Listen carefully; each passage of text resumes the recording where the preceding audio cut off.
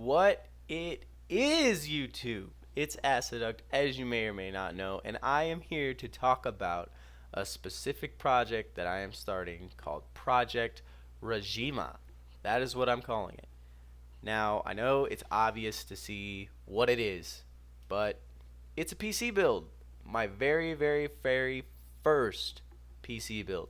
I've been so excited about this for a long time, and I wanted to tell you guys the parts I'm putting in it, and I want to get your feedback on, you know, some of the things I could improve, or, I went for like a budgety type build.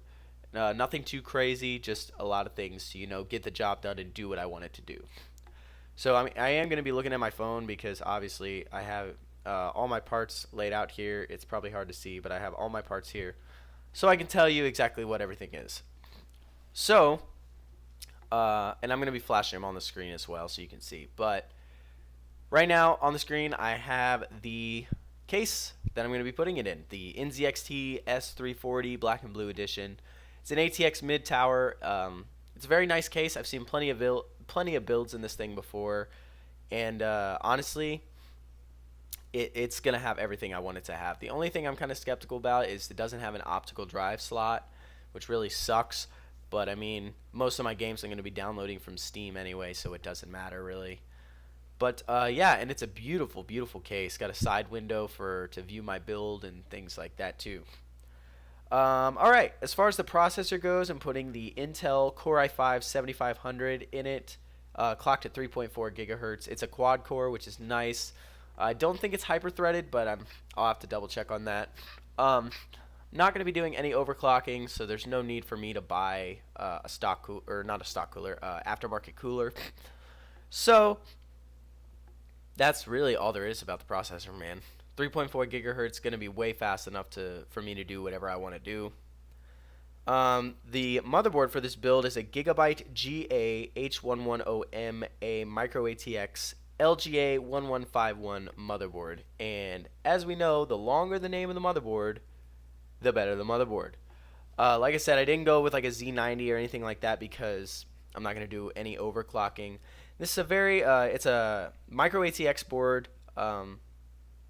Pretty much, yeah, it has everything that I want with it. So it's really, yeah, I don't know what else to say really. It's a motherboard. It's got one DIMM slot, 4 SATA ports, USB 3.0, like, it's got everything you need. It's just a basic motherboard. For memory, I went with 8 gigs of Crucial Ballistic Sport RAM, clocked at 2400 hertz. I think that's how you measure them out. It's DDR4, which is nice, and 8 gigs is going to be all I need for gaming, but I think I'm going to buy another 8 gigs later because I want to get up to 16 gigs so I can start doing better video editing and things like that.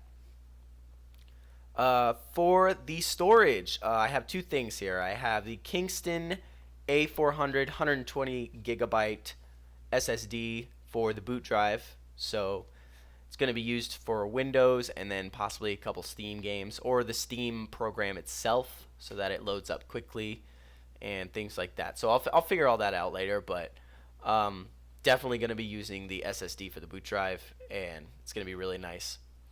And I'm going to pair that with the oh so famous Western Digital Blue hard drive, Caviar Blue, 1 terabyte. Everybody uses this. It's reliable. It's nice. And I'll be upgrading them more in the future, but for now, like I said, it's a budget. This is to get me started, and then as I see in the future, as I see fit, I can get more things as needed. For the power supply, I went with the EVGA 500 watt 80 plus bronze certified ATX power supply. It is not modular, which kind of sucks. Really does. Really kind of sucks. But, it's going to do what I want it to do. That's the main thing. So, yeah. I mean, what else can I say? It's a power supply. And it's 80 plus bronze certified. Would have liked 80 plus gold, but it's whatever. It's 80 plus. That's the main thing.